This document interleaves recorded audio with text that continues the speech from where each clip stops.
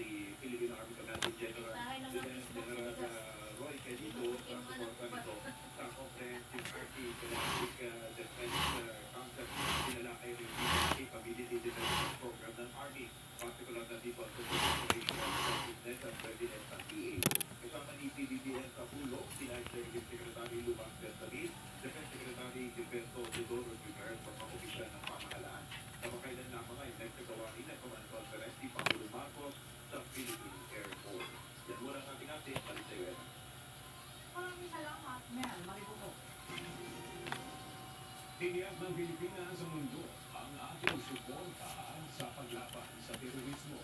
Ito ang ipinangako ng bansa sa naging dalumpati ng Department of the Interior ng Government Secretary Andrew Abbott sa 33rd session of the United Nations Commission on